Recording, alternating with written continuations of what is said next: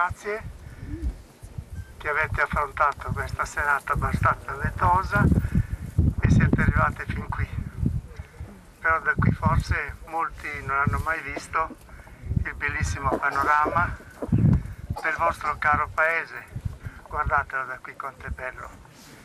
È anche più bello viverci. Ed è per questo, vedete, che leggendo il libro cronico della parrocchia trovo che nel 1960, il giorno 27 di marzo 1960, tanti di voi erano piccolini, tanti di voi però erano presenti a questo grande momento. La croce che c'era qui ormai era consumata dal tempo e allora si è pensato di ripristinarla questa croce. E abbiamo scelto questo grande giorno, il perfetto anniversario. Quindi oggi è 28 marzo 2010, quindi 60 anni fa.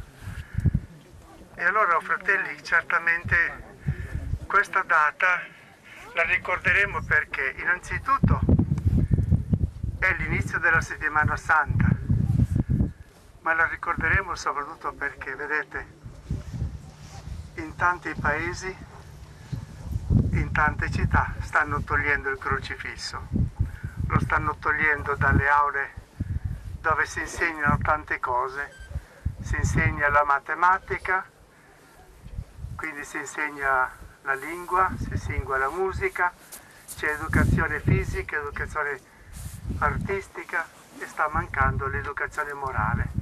E io ho pensato molto a questo, ho pensato ai vostri ragazzi perché abbiano a guardare il crocifisso, perché il crocifisso trasmette dei valori.